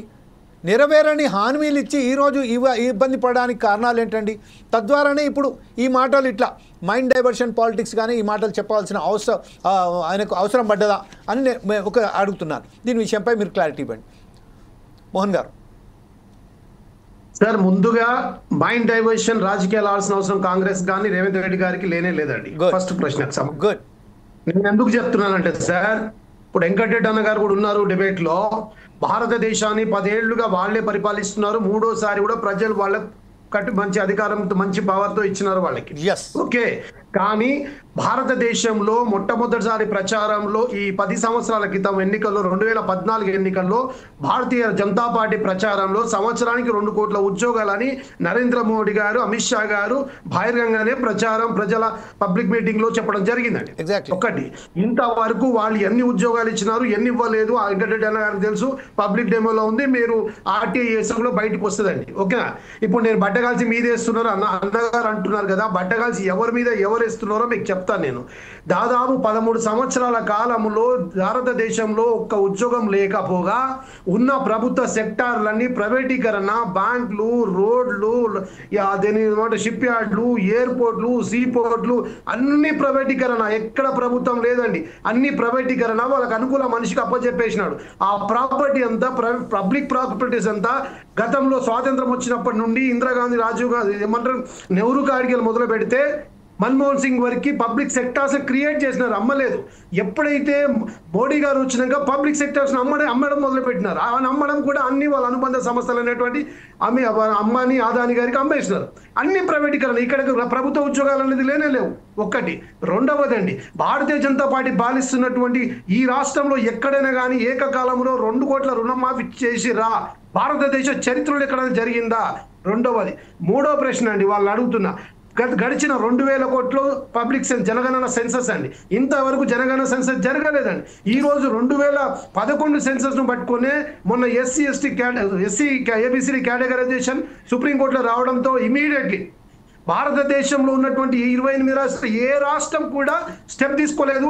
రేవంత్ రెడ్డి గారు కేవలం గంట లోపల సుప్రీంకోర్టులో వచ్చినటువంటి స్టేట్మెంట్ లో 1 అవర్ లోపలనే జడ్జిమెంట్ వచ్చిన 1 అవర్ లోపే నిండు అసెంబ్లీలోనే ఆయన ప్రకటించడం జరిగింది. ప్రకటించడం కాదు, ప్రక్రియ మొదలుపెట్టి దానికి ఒక సింగిల్ మెన్ కమిషన్ వేయడము, ఆ కమిషన్ రిపోర్ట్ ఇవ్వడము, దానికి ఇవన్నీ కూడా ఎన్నో 30 ఏళ్లుగా ఎస్సీలు ఒకరికొకట్లో ఒకరు ఉన్నటువంటి విద్వేషాలు కానీ లేకపోతే ఉన్నటువంటి విలువలు వీళ్ళ మీద ఒకరి మీద ఒకరు దుమ్మేసుకోవడము, ఇవన్నీ కూడా కొట్టేసి ఈ రోజు సామరస్యంగా ఏబీసీ వర్గీకరణ ఇది చరిత్ర కాదండి.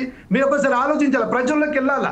ఏది అదే విధంగా అండి బీసీ కులగణన అండి భారతదేశంలో ఎక్కడ జరగలేదు, మన రాష్ట్రంలో జరిగింది. 42% రేపు రానున్న ఎన్నికల్లో వాళ్ళ క్షేత్రస్థాయిలో అన్ని పార్టీ బీసీ కులాలందరికీ కూడా న్యాయం జరగాల ఉద్దేశంతో 42% వాళ్ళకి ఇవ్వాలన్న మంచి దృఢ సంకల్పంతో రేవంత్ రెడ్డి గారు తీసుకున్న ఇనిషియేటివ్ భారతదేశంలో ఏ రాష్ట్రంలో తీసుకున్నదా?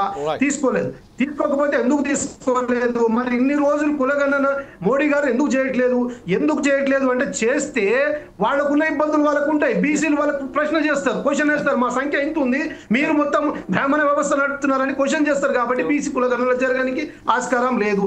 చేసిన కులగణన మీద మట్టి వేయడము ఇది ఒక రెండో చారిత్రాత్మక నియమం. ఒకటేమో ఏబీసీ కుల వర్గీకరణది సుప్రీంకోర్టు తీర్పును వారి అసెంబ్లీలో బిల్లు పెట్టడము, ఆ బిల్లు పెట్టి కమిషన్ కు సింగిల్ కమిషన్ జడ్జిమెంట్ కు ఇవ్వడము, అక్కడికి వెళ్ళి క్యాబినెట్ ఉప కమిషన్ వేయడము, క్యాబినెట్ వాళ్ళు దాన్ని ఆమోదించడము, ఇవన్నీ ప్రక్రియ అయిపోయింది. రేపో ఎల్లుండి దాని జీవో కూడా వస్తుంది, అది అయిపోతుంది సార్. అట్లాగే బీసీ కుల కూడా అయిపోతుంది.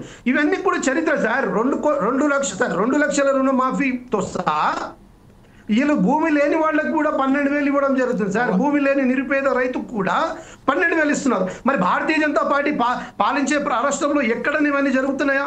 ఒక్కసారి ఆలోచించండి. ఎక్కడైనా సమయం అయిపోయింది కాబట్టి ఒకసారి మనం ప్రొఫెసర్ సుధాకర్ శర్మ గారి దగ్గరికి వెళ్దాం. 55,000 ఉద్యోగాలు కల్పించరు. యా మోహన్ గారు, అంటే ప్రొఫెసర్ సుధాకర్ శర్మ గారు ఎవరైతే ఉన్నారో మా చీఫ్ అడ్వైజర్. జమీల్ గారు నాకు ఒక 1 minute. Yeah please go head sir. నేను ఇంకొక విషయం చెప్తా సార్. 10 సంవత్సరాల కాలంలో టీచర్స్ అనే వాళ్ళకి ఎక్కడ రిక్రూట్మెంట్ జరగలేదు సార్. మొన్న మా రేవంత్ రెడ్డి గారు వచ్చిన టీచర్స్ రిక్రూట్మెంట్, ప్రమోషన్స్, ట్రాన్స్ఫర్స్, భార్యాభర్తలు ఎక్కడ ఉండాలంటే అక్కడ వాళ్ళిద్దరికి వాళ్ళ ఇష్టానుసారంగా వాళ్ళు పంపడం. 10 సంవత్సరాల టీచర్స్ ఎదురు చూస్తున్నారు సార్ ప్రక్రియలో. వెంకటరెడ్డి గారు, come on, go head with your answer. Revanth Reddy గారు వచ్చిన ఆయన కాలంలోనే Okay, right sir. Already we have considered your question also. Okay, no problem. At the same time, just Venkatreddy garu. Jameel గారు భారతీయ జనతా పార్టీ ఒక నిమిషం నేను చాలా ఉన్నాయి మరి మాట్లాడాలంటే. ఒక్క క్వశ్చన్ నేనేమంటున్నాను సార్ జమీల్ గారు, నేనేమంటాను సార్, ఓకే, టీచర్స్ గారి గురించి ఇంతకు వెంకటరెడ్డి అన్నందుకు చెప్తున్నా. 10 సంవత్సరాల కాలంలో బీజేపీ కూడా ప్రతిపక్ష పార్టీ పాత్ర పోషించింది కదండి. మరి ఎక్కడ కూడా టీచర్స్ గురించి మాట్లాడిన దాఖలాలు లేవండి. కానీ వేరస్ రేవంత్ రెడ్డి గారు అధికారంలోకి రాగానే first preference goes to teachers అని, టీచర్స్ రిక్రూట్మెంటే కానీ, టీచర్స్ ప్రమోషన్సే కానీ, మళ్ళీ చెప్తున్నా టీచర్స్ ట్రాన్స్ఫర్సే కానీ, ఇవన్నీ కూడా రేవంత్ రెడ్డి గారి కాంగ్రెస్ ప్రజాపాలన జరిగింది అని నా సమాధానం. వెంకటరెడ్డి గారు చెప్పండి సార్ ప్లీజ్. జమీల్ గారు, ఒకటి ఫస్ట్ ఆ టీచర్స్ గురించి చెప్తా ఉన్నారు కదా, వీళ్ళకి అవకాశం ఉన్నా కూడా ఆ 2 స్థానాలు ఏదైతే ఉన్నాయో ఎమ్మెల్సీ టీచర్ స్థానాలు ఎందుకు పోటీ చేయట్లేదు? నెంబర్ 1, ఎవరితోటి చీకటి ఒప్పందం. నెంబర్ 1. నెంబర్ 2 ఏంటంటే కాంగ్రెస్ మేనిఫెస్టోని భారతీయ జనతా పార్టీ మేము అమలు చేయం. ఎందుకు చేయాలండి? వాళ్ళు ఇష్టం వచ్చిన హామీలు ఇస్తారు, రకరకాల హామీలు ఇచ్చుకుంటూ అలవిగానే హామీలు ఇచ్చి అమలు చేయమంటే ఏ విధంగా అమలు చేస్తారు చెప్పండి? వీళ్ళు 2 లక్షల రుణమాఫీ అంటా ఉన్నారు కదా, మేము ఎందుకు ఇస్తాము? మేము ఎందుకు అడుగుతాం? మీలాగా ఎందుకు అడుగుతాము? మేము అడిగేది, మేము ఇచ్చేది మీ సాధ్యమయ్యే హామీలు ఇస్తాం తప్పితే సాధ్యమయ్యే హామీలు ఇచ్చే మేము ముందు పోతాం. ఎన్నికలు గెలుస్తా ఉన్నాం. మీ పార్టీని ఏ ఎన్నికలు వచ్చినా కూడా భారతదేశంలో పోడిచ్చే సత్తా, దమ్ము, ధైర్యం భారతీయ జనతా పార్టీకి ఉంది. మీకు తెలుసు, అది తెలంగాణ ప్రజలందరూ కూడా తెలుసు. హర్యానా కానీ, మధ్యప్రదేశ్ కానీ, రాజస్థాన్ కానీ, మన ఢిల్లీ ఎన్నికలు కానీ మీకు డిపాజిట్లు కూడా రాకుండా పోయినాయి అంటే మీరు ఒకసారి అర్థం చేసుకోవచ్చు ఏ విధంగా ఈ తెలంగాణ రాష్ట్రంలో కూడా అదే జరుగుతా ఉంది. మూడవది ఏంటంటే వీళ్ళు 2004 నుంచి 14 వరకు మరి వీళ్ళే ఉన్నారు కదా, వీళ్ళకు ఆ టైంలో ఇప్పుడు రాహుల్ గాంధీ ఒకటి పట్టుకొని తిరుగుతూ ఉన్నాడు కదా కులగణన అని చెప్పేసి, వాళ్ళు ఎందుకు చేయలేకపోయారు ఆ టైంలో? వాళ్ళు గుర్తు రాలేదా? ఈ రోజు ఓటు బ్యాంక్, ఈ రోజు మేము భయమా? ఈ రోజు భయంతో కులగణన తీసుకొచ్చిర్రా? ఎందుకు చేయలేకపోయారు? రాహుల్ గాంధీ ఎందుకు చేయలేకపోయారు? కులగణన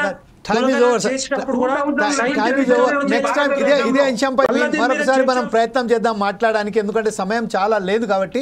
ఒకసారి ప్రొఫెసర్ సుధాకర్ శర్మ గారు మీరు ప్రస్తుతం చెప్పండి సార్, ఈ రోజు ఏదైతే చర్చ జరిగిందో ఈ చర్చలో కేవలం వీరి మీద వారి మీద ఏదైతే చెప్పుకుంటూ పోయారో, మీరు చేయలేదు, మేము చేయలేదు, మీరు ఏదైతే ఇచ్చిన హామీలు ఇచ్చారో దాన్ని మేము ఎందుకు అమలు చేయాలి? మీరు మేనిఫెస్టోలో పెట్టుకుని కాబట్టి మీరే చేయండి. నిధులు లేకపోయినట్టుగా ఉచిత హామీలు ఇచ్చడం ఒక తప్పు అయితే, ఇక్కడ హామీలు నెరవేర్చకపోవడం ఒక తప్పు అయితే, ఇప్పుడు ప్రస్తుతం ఏదైతే ఎమ్మెల్సీ ఎలక్షన్ సంబంధించిన 2 క్యాండిడేట్స్లను కూడా నిలబెట్టకపోవడం అనేది కూడా మనకు ఒక విషయం బయటకు వస్తుంది. ఈ విషయంలో వాస్తవానికి ఈరోజు ఈ చర్చ జరిపించడానికి కారణం ఏదైతే రేవంత్ రెడ్డి పదే పదే అంటున్నారో బీజేపీలో విలీనమవుతున్నదని, ఇదైతే సాధ్యమయ్యే పని కాదు, చాలా కరాఖండిగా. కానీ ఒక జుమ్లా లాగా అమిత్ షా చెప్తుండే కదా, అప్పటికప్పుడు చెప్తా అంటారు కదా, ఏ ఎలక్షన్స్ కా జుమ్లా హాయబల్కే, అట్లాగే అనుకుందామా లేకపోతే వాస్తవానికి ఏమైనా గుడుపుటాన్ని నడుస్తుంది అనుకుంటున్నారు? Thank you, Jamil ji. First of all, I would like to thank our dignitaries, the leaders from both national parties, BJP as well as Congress, for giving their innermost expressions and placing them before the people at large. At the same time, I would like to thank my friend Bandaru Rammohan గారు, ఎందుకంటే వారు ఈరోజు చక్కటి విశ్లేషణ చేశారండి. ఇక్కడ national పార్టీస్కు ఒక responsibility అనేది, కలెక్టివ్ రెస్పాన్సిబిలిటీ అనేది ఉంటుంది. నిజంగా 2 పార్టీస్ కూడా దేశాన్ని వాళ్ళ దృక్పథంతో, వాళ్ళ దృష్టికోణంతో, వాళ్ళ ఫ్రేమ్వర్క్లో ముందుకు తీసుకొని వెళ్ళాలనేటువంటి సిద్ధ సంకల్పం అయితే ఉంది. కానీ ఎక్కడైతే లాక్యునే అనేది ఎక్కడొస్తుందంటే ఇంప్లిమెంటేషన్లో ఒకటి pressure of time, pressure of the circumstantial pressure ఏదైతే ఉందో అది పార్టీల మీద చాలా ప్రభావం చూపుతోంది. అయితే ఏదేమైనా ఇక్కడ మనం ఒకటి ఏం అభిప్రాయపడుతున్నామంటే భారతీయ జనతా పార్టీ కానివ్వండి, కాంగ్రెస్ పార్టీ కానివ్వండి, ఏ చిన్న ఇష్యూ వచ్చినా వెంటనే ఇలాంటి ఈరోజు కదా మనం వింటున్నటువంటి బీఆర్ఎస్ విలీనం అనేది నిజంగా అది బీఆర్ఎస్ పార్టీకి సంబంధించినటువంటిది. నిజంగా చెప్పాలి అంటే BRS party whether it has to merge with another party or continue అనేది ఆ పార్టీ యొక్క నిజంగా సిద్ధాంతం ప్రకారం వాళ్ళు వెళ్తారు. వాళ్ళకొక కరెక్ట్ అయినటువంటి వాళ్ళకు క్లియర్ కట్ వాళ్ళకొక ఐడియాలజీ ఉంది, అలాగే ఒక విజన్ ఉంది. మరి ఆ నేపథ్యంలో మీరు మాటికి ఆ విధంగా అనటం మాత్రం అంత సమంజసం కాదు.